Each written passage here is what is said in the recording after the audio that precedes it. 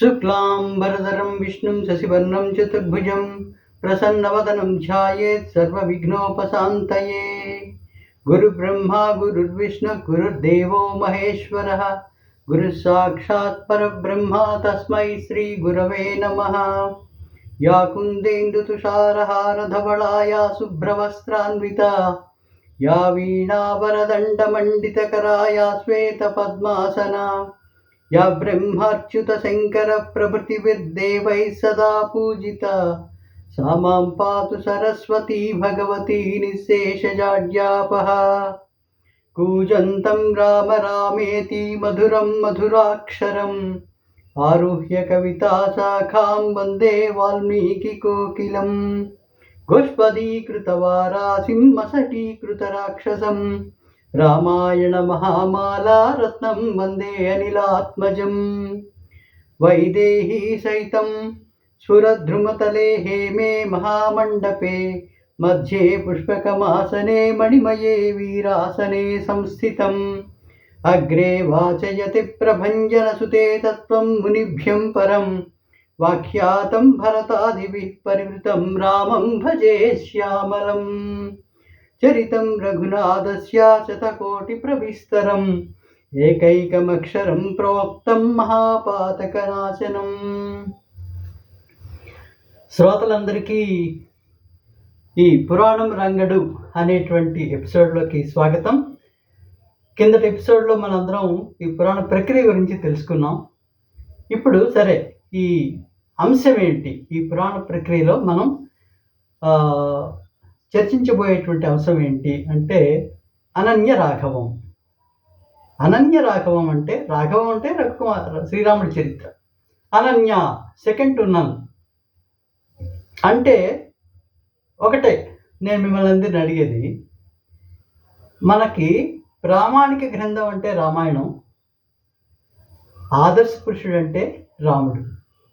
రాముడే ఎందుకండి ఆదర్శ పురుషుడు అయ్యాడు అంటే వేరే వాళ్ళు అవచ్చు కదా. ఇక్ష్వాకు వంశంలోనే హరిశ్చంద్రుడు ఉన్నాడు, కృష్ణుడు ఉన్నాడు, లేకపోతే మిగతా పురాణ పురుషుడు మానవులుగా పుట్టిన పరశురాముడు, వీళ్ళందరూ ఎందుకు ఆదర్శ పురుషుడు కాలేదు? రాముడే ఎందుకు ఆదర్శ పురుషుడు అయ్యాడు? ఎస్, అది మనం డిస్కస్ చేయడానికే మనం అనన్య రాఘవం అనే కార్యక్రమాన్ని ప్రారంభించాం. ఏంటంటే మనం సృష్టిలో మనం మానవుడు చేసే మానవ కథ, రామాయణం అనేది మానవ కథ, ఇందులో దైవతత్వం ఏం లేదు. మనం మానవుడు చేసేటువంటి ప్రతి వస్తువు, మనం తెల్లారి లేస్తే మనం యూజ్ చేసేటువంటి బ్రష్ దగ్గర నుండి అలాగే రాత్రి పడుకునే వరకు మనం ఏవేవైతే పరికరాలని, వస్తువులని, గ్రోసరీస్ని, సర్వం ఒక మన దైనందిన జీవితంలో ఉదయం నుంచి సాయంకాలం వరకు, రాత్రి వరకు ఏమేమైతే వాడతామో వాటన్నిటికీ కూడా ఒక ఐఎస్ఐ మార్క్ ఉందండి, ఒక ప్రామాణికత ఉంది. మరి మనిషి చేసేటువంటి వస్తువుకే ఒక సర్టిఫికేషన్, ఐఎస్ఐ సర్టిఫికేషన్, ప్రామాణికత ఉన్నప్పుడు మా మనిషికి ఏది ప్రామాణికత? మన ఎలా కొలవాలి, మనం ఎలా మెజర్ చేయాలి అనే దానికి సమాధానం మన వాల్మీకి రాసినటువంటి రామాయణం. అంటే ఒక వ్యక్తి, ఒక మనిషి తను పుట్టిన దగ్గర నుండి మరణించేంత వరకు కూడా తను ఎవరెవరితో, ఎన్ని క్యారెక్టర్స్తో అనుసంధానం అయ్యి ధర్మాన్ని, న్యాయాన్ని, చక్కటి నడవడికని, ఉదారశీలతని, ధీరోదాత్తతని, అన్ని లక్షణాలు, అన్ని సక్రమమైనటువంటి లక్షణాలు, సదాచారమైనటువంటి లక్షణాలతో మనం చివరి వరకు మన జీవనయానం సాగించి ఏ ఒక్కరు కూడా మనని వేలెత్తి చూపలేనట్టుగా ఆహా పురుషుడంటే వీడు అనేటువంటిగా నిర్వివాదాంశంగా మన చరిత్ర ఆక్షేపణ లేకుండా, మనని వేలెత్తి చూపేవారు లేకుండా ఒక మనిషి సాగించినటువంటి ప్రయాణమే రామాయణం. ఆ రామాయణమే మనకు ఆదర్శం. అందుకే రాముడే మనకు ఆదర్శ పురుషుడు. అయితే ఇప్పుడు రామాయణం గురించి మనకందరికీ తెలుసు కదండి, ఇంకా ఇందులో కొత్తగా చెప్పాల్సిందే ఉంది అని మీరు అనొచ్చు. నిజమే, రామాయణం గురించి తెలియని వాళ్ళు ఎవరు ఉండరు. ప్రపంచం మొత్తం అందరికీ కూడా రామాయణాన్ని చదివే తెలుసుకున్న వాళ్ళంతా అసలు అందులో కొత్తదనం అన్నట్టు ఏముంటుందండి అని అనుకోవచ్చు. కానీ ఇక్కడ శ్లోకం చెప్తాను చూడండి. యః పిబన్ సతతం రామచరితామృత సాగరం అతుస్తప్తం మునిం వందే ప్రాచేత సమకల్మషం. ఈ రామాయణాన్ని రాసినటువంటి వాల్మీకిట రామాయణ కథామృతం అనేటువంటి సాగరాన్ని, అంటే రామాయణ కథ అనేది ఒక అమృతం లాంటిది. ఎటువంటి అమృతం? అమృతమే సాగరం, సముద్రం. మొత్తం రామాయణ కథే ఒక మహాసముద్రం. ఆ సముద్రం అంతా అమృతమే. ఆ సాగరంలో, ఆ సముద్రంలో ఈ వాల్మీకి అనేటువంటి ముని నిరంతరం ఈత కొడుతూనే ఉన్నట్ట. ఆ అమృతాన్ని తాగుతూనే ఉన్నట్ట. మరి అమృతం తాగిన వాళ్ళకి చావు ఉండదు కదా. సో ఆయన తాగుతూనే ఉన్నాడు. అమృత సాగరంలో, రామకథామృత సాగరంలో తేలుతూనే ఉన్నాడు, ఈదుతూనే ఉన్నాడు. అయినా ఎంత తాగినా ఆయనకి తనివి తీరడం లేదట, సాటిస్ఫాక్షన్ రాలేదట. మరి అటువంటి వాల్మీకి మహర్షి తను రాసినటువంటి రామకథామృత సాగరంలో తను తేలియాడుతున్నప్పుడు మనం ఎన్నిసార్లు మునిగితే మనకేంటండి? మునిగేది అమృతమే కదా, మనకేం నష్టం ఉండదు, చావు లేదు. మనం అమృతం అంటే ఇంకా అసలు దాన్ని మించినటువంటి పానీయమే ఉండదు. అమృతం తాగితే ఇంకేం కావాలి మనకి? అది తాగుతూనే ఉందాం. సో ఈ రామాయణాన్ని సరికొత్తగా, వైవిధ్యంగా, మనం ఇంతవరకు చదవనటువంటి అంశాలని కూడా మనం చర్చించి ఒక రకమైనటువంటి భిన్నత్వంతో రామాయణాన్ని మనం తెలుసుకోవడానికి ప్రయత్నించేద్దాం, మనకున్న పరిధిలో, మనకున్నటువంటి విజ్ఞానంతో. సో ఇప్పుడు నేను మీకు రాముడే ఎందుకు ఆదర్శ పురుషుడు, దీన్ని మనం డిస్కస్ చేయాలి కదా. అయితే మనం ఇప్పుడే చెప్పుకున్నాం ఈ ప్రామాణికత, తర్వాత స్టాండర్డైజేషన్, ఒక వ్యక్తికి సర్టిఫికేషన్. అంటే చూడండి, రాముడు పుట్టిన దగ్గర నుండి ఒక కౌమారంలో తల్లి చాలా అందగాడు. రాముడు ఎంత అందగాడంటే చూస్తే పురుషులకు కూడా మోహం కలిగేటువంటి అందగాడు రాముడు. సో చక్కటి ముద్దుల బిడ్డడు. మరి తల్లిదండ్రులకి ఎలా ఉంటుంది చెప్పండి? లేక కలిగినటువంటి దశరథుడికి కౌసల్య, సుమిత్ర, కైకేయి ముగ్గురికి కూడా అందరిలోని అందమైనటువంటి వాడు చాలా శ్రీరామచంద్రుడు. ఓకే, ఇక ఆయన తాలూకా కౌమారం అంటే సరే ఒక 5-6 సంవత్సరాలు వచ్చేటప్పటికి వశిష్ఠ మహర్షి దగ్గర, గురువుల దగ్గర విద్యలకి ఆయన్ని వేస్తారు. వేస్తే శిష్యుడు అంటే ఇలా ఉండాలి, ఆయన నేర్పరితనం కానీ, నేర్చుకునే విధానం కానీ, ఆ వినయం కానీ, గురువుల పట్ల భక్తి కానీ, వాళ్ళు చెప్పే దాని మీద ఏకాగ్రత కానీ అస్సలు విస్మయపడుతుంది ఆ గురువుల్ని. జనరల్గా మనం అంటే మనం మామూలుగా ఏ వ్యక్తి కూడా తను ఎక్కడ ఓడిపోవాలి అని అనుకోడు. అయితే ప్రతి వ్యక్తి కూడా ఇద్దరి దగ్గర ఓడిపోవాలి అనుకుంటాటండి.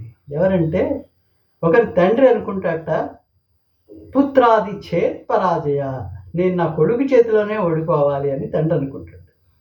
అలాగే గురువు ఏమనుకుంటాడంటే, శిష్యాది చేత్ పరాజయ, నా శిష్యుడి చేతిలోనే నేను ఓడిపోవాలి. చూడండి, అర్జునుడు అంటే ద్రోణుడికి ఎంత అభిమానం. అర్జునుడి చేతిలో ఓడిపోయినా పర్వాలేదు అనుకుంటాడు ద్రోణుడు. అలాగే తన కొడుకు చేతిలో తను ఓడిపోవాలి అనుకుంటాడు ప్రతి తండ్రి కూడా. సో ఆ రకంగా ఇక్కడ శిష్యుడు అంటే ఇలా ఉండాలి. అబ్బా, ఇలాంటి శిష్యుడితో ఉన్నప్పుడు నేను ఆ శిష్యుడి దగ్గర విలువిద్యలో ఓడిపోయినా, రణరంగంలో ఓడిపోయినా ఈ శిష్యుడి చేతిలో నాకు చాలా గౌరవమే, నా శిష్యుడే నన్ను ఓడించాడనే గర్వం ఉంటుందని అనుకుంటాడు గురువు. సో అలాగా తను విద్యాభ్యాసం చేసేటప్పుడు గురువులకి ఎంతో వినయవిధేయతతో చాలా చక్కగా ఎలాంటి వీరుడు రాముడు అనేటువంటి దీనిగా విద్యాభ్యాసం నేర్చుకునేటువంటి శైలిలో. తర్వాత కొంచెం యుక్త వయసు వచ్చేటప్పటికంటే, యుక్త వయసు అంటే వచ్చేటప్పుడు కొంచెం 13-14 సంవత్సరాల వయసులో విశ్వామిత్రుడు వస్తాడు. అప్పటికే రామలక్ష్మణుల తాలూకా ఈ శౌర్యం, పరాక్రమం ఇవన్నీ కూడా దేశాలు వ్యాపించిపోతాయి. పువ్వు పుట్టగానే పరిమళిస్తుంది అంటారు కదా. సో అలాగా శ్రీరామచంద్రుడు పుట్టగానే ఆరితేరిన వెలికాడెత్తాడు, ముల్లోకాలని జయించేటువంటి పరాక్రమవంతుడైపోతాడు. ఆ పరాక్రమం వినేటప్పటికి అప్పుడే పేరు 4 చదలా వెళ్ళేటప్పటికి విశ్వామిత్రుడు వస్తాడు వశిష్ఠుడి దగ్గర, దశరథుడి దగ్గర వచ్చి ఒకటే అంటే ఈ రామలక్ష్మణుల్ని తన యాగరక్షణ కోసం నా వెంట పంపించాలి అంటాడు. అంటే పాపం దశరథుడికి ఇష్టం లేదు, చిన్నపిల్లలు వాళ్ళని పంపించడం ఏంటి అని. కానీ వశిష్ఠుడు చెప్పిన తర్వాత సరే అంటాడు. అంటే అప్పుడు రామలక్ష్మణులు ఇద్దరు విశ్వామిత్రుడి ఇంటికి వెళ్తారు. అతిబల అనేటువంటి శక్తుల్ని ప్రసాదిస్తాడు విశ్వామిత్రుడు. అలాగే అక్కడ చూడండి, గురువు గారితో వెళ్ళేటప్పుడు ఆయన ధర్మం, రామచంద్రుడి ధర్మం ఎలా ఉంటుందంటే, ఆయన ఏం చెప్తే అది, పడుకో అంటే పడుకో, లే అంటే లే, సాధన చేయి అంటే చేయడు. చేస్తూ అసలు ఎక్కడ జవదాట అనేటువంటి ఇదే లేదు. నేను నా తండ్రి చక్రవర్తి, ఆయన పంపిస్తే నేను వచ్చాను అనేటువంటి అహంకారం లేదు. గురువు ఎంత చెప్తే అంత. విశ్వామిత్రుడు చెప్తే తాటికిని చంపేశాడు. స్త్రీ కదా, ఏకలిగా స్త్రీ బాల వృద్ధులని మనం చంపకూడదు అనేటువంటి క్షాత్రధర్మం. అయినా మరి విశ్వామిత్రుడు చెప్తే ఎందుకు అని అడగలేదు, అంతే, తాటకిని చంపేస్తాడు. అలాగే యాగరక్షణ చేస్తాడు. ప్లస్ అయిపోయిన తర్వాత మిథిలా నగరం నుంచి సీతా స్వయంవరం వస్తుంది. వచ్చినప్పుడు విశ్వామిత్రుడు అంటాడు, మనం ఈ స్వయంవరానికి వెళ్ళాలి, నువ్వు కూడా అందులో పార్టిసిపేట్ చేయాలి అంట. అంటే జనరల్గా ఎవరైనా ఏమంటారండి, పోనీ ఇవన్నీ అంటే ఓకే, నీ యాగరక్షణకి రమ్మన్నా వచ్చాను సరే, కానీ నా తల్లిదండ్రుల తాలూకా ప్రమేయం లేకుండా నా పెళ్ళి నువ్వు చేస్తావా అని అంటాం కదా ఎవరైనా. అలా లేదు, సరే మీరు ఎలా చెప్తే అలాగే. విశ్వామిత్రుడు చెప్పగానే ఆ విశ్వామిత్రుడు వెంట వెళ్ళాడు, ఆ శివధనుర్భంగం చేశాడు, సీతను పెళ్ళాడాడు. అలాగే అంటే అంత చక్కటి శిష్యుడు అనమాట గురువుకి. ఇక పోనీ పోటీదారు, కాంపిటీషన్. పెళ్ళైపోగానే పరశురాముడు వస్తాడు, అగ్గి మీద గుగ్గిలంలాగా పరమ రుద్రులా వస్తాడనమాట. ఎవడరా ఈ శివధనుస్సుని విడిచాడు ఇది అని వచ్చి రాముడిని అడిగిస్తాడు. మొత్తం అందరూ కూడా భయపడిపోతారు. పరశురాముడు అంటే అవతార పురుషుడు, 21 సార్లు క్షత్రియులందరినీ సంహరించాడు. గొడ్డలి ఆయన, విశ్వరూపం, సాక్షాత్ విష్ణుతేజం, రుద్రుడి పరాక్రమం. సో ఆయన చూడు మొత్తం గడగడగడలాడిపోతుంటారు. ఇంకా కొత్తగా పెళ్ళి వచ్చినటువంటి కొత్త దంపతులు, ఇంకా పెళ్లివారు మార్గ మధ్యలో పరశురాముడు అడిగిస్తే అప్పుడు పరాక్రమం, ఊరికే శాంత స్వభావమే కాదు రాముడికి, అవసరమైతే పరాక్రమం. అక్కడ ఊరుకుంటాడు ముందు తండ్రిని ఏమన్నా ఇదవుడు, తన పరాక్రమాన్ని నువ్వు రాజువేనా, ఆ శివధనుస్సు అనేది యాక్చువల్గా విష్ణుచాపం, శివచాపం రెండు కూడా విశ్వకర్మ ఇద్దరికి ఇస్తాడు. అయితే శివుడికి విష్ణువుకి యుద్ధం జరిగినప్పుడు ఈ శివచాపానికి తేజస్సు పోతుంది. విష్ణువు తాలూకు అహంకారమే రుద్రుడు అంటారు. విష్ణువు ప్రజ్వరిల్లినటువంటి పరాక్రమాన్ని ఇచ్చేసేటప్పటికి ఈ శివచాపం తాలూకు తేజస్సు పోతుందట. అప్పుడు శివుడు ఆ తేజస్సు పోయిన విల్లుని ఇస్తాడు. అది మామూలుగా ధనుకుడికి వస్తుంది, పూర్వీకుల పరంగా. అలాంటి చాపాన్ని, శివచాపాన్ని విడిచడం పెద్ద గొప్ప కాదయా, నా విష్ణు చాపాన్ని ఎక్కుపెట్టు, సరసంధానం చేయి, రా నాతో, అసలు నువ్వు క్షత్రియుడివేనా అని కొంచెం రాముడిని ఎగతాళిగా మాట్లాడతాడు పరశురాముడు. అప్పుడు ఆ పరాక్రమ స్టైల్ చూపిస్తాడు శ్రీరాముడు. సరే, బ్రాహ్మణుడివి, పూజ్యుడివి, నువ్వేమన్నా నేను సహిస్తాను, కానీ నా క్షాత్రధర్మాన్నే విమర్శించావు, నన్ను అవమానించావు, నీవు రాజువా అని అడిగావు, చూపిస్తాను చూడు నా పరాక్రమం అని ఆ విష్ణుదేవాన్ని అందుకుని శరసంధానం చేసి చేయడానికి ఇంకేంటి, మొత్తం పరశురాముడు తేజస్సంతా రాముడిలోకి వెళ్ళిపోతుంది. వీడు ఇదైపోతాడు, పరశురాముడు నిర్వీర్యుడైపోతాడు. మొత్తం భూమండలం అంతా కూడా చీకటైపోతుంది రాముడి తాలూకా పరాక్రమానికి. అందరూ చూస్తుంటారు, ఏమిటి ఇవాళ ఏమవుతుంది.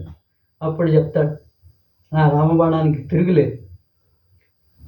అక్కడ రామబాణం వేస్తే ఏదో ఒకటి సమర్పించాల్సిందే, ప్రాణాలైనా సమర్పించాలి, నీలో ఉన్న చెడు గుణాలైనా సమర్పించాలి, నీ దీంట్లో ఉండే ఏదో ఒకటి భౌతికంగా కానీ మానసికంగా కానీ ఏదో ఒకటి నువ్వు సమర్పిస్తే తప్ప రామబాణం తిరిగి వెనక్కి వెళ్ళదు. Something should be surrendered. So అప్పుడు పరశురాముడు తను సంపాదించినటువంటి తపోబలాన్ని అంతటినీ కూడా, సరే ఇది తపోబలాన్ని అంతటినీ తీసేసుకొని నేను వెళ్ళిపోతున్నాను మహేంద్రగిరికి అని వెళ్ళిపోతాను. అది పరాక్రమం. ఒక వారియర్, మంచి యువకుడుగా ఉన్నప్పుడు కొత్తగా పెళ్ళైనటువంటి ఆ యువకుడు శ్రీరాముడు పరాక్రమశైలి, ఇది చూపిస్తే ఎలా ఉంటుందో చూపించాడు. ఎంత శాంత స్వభావుడికి ఎంత పరాక్రమం వస్తే ఎలా ఉంటుందో అది చూపించాడు. తర్వాత తండ్రి కైకేయి వరాలు అడగడం, తండ్రి పాపం ఏం చేయాలో తెలియని పరిస్థితుల్లో మూర్చిపోయి ఉంటే కూడా తండ్రి మాట నిలబెట్టడం కోసం తల్లిని గౌరవిస్తూ పినతల్లైనా సరే గౌరవించి తను అడవులకి వెళ్తాడు. పితృవాక్య పరిపాలన. అడవుల్లో వన్యప్రాణుల్ని, మృగాల్ని, ఆశ్రమవాసుల్ని, మునిపత్నుల్ని, మునీశ్వరుల్ని అందరినీ వినయ విధేయతలతోటి ఇచ్చేస్తాడు. రాముడే అంటాడు, యాక్చువల్గా అనసూయ దగ్గరికి వెళ్ళినప్పుడు సీతాదేవిని తీసుకెళ్ళి పాతివ్రత్య ధర్మం ఎలా చేయాలో ఒకసారి అనసూయ గారిని అడిగి తెలుసుకో అని అంటాడు. అనసూయాదేవి సీతకి పాతివ్రత్య ధర్మాన్ని వివరిస్తుంది.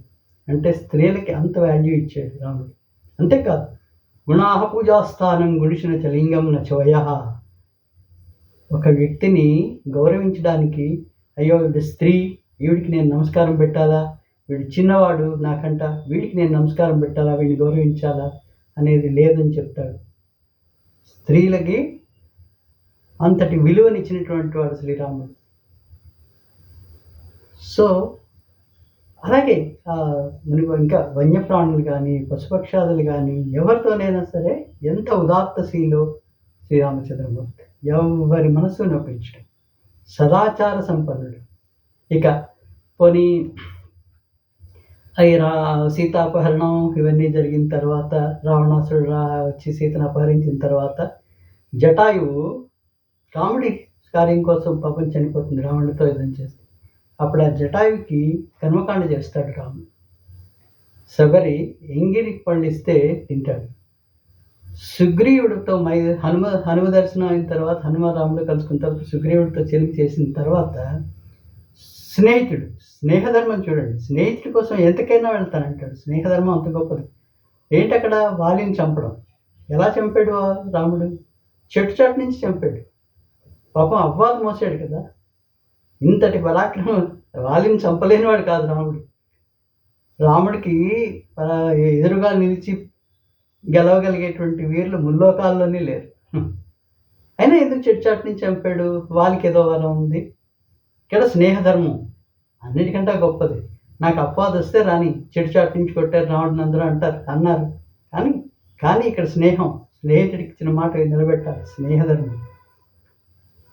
తర్వాత ఎవరిని తీసుకున్నాడు తన సైన్యాన్ని? వానరులు, జస్ట్ పెద్ద సైన్యం కాదు అది.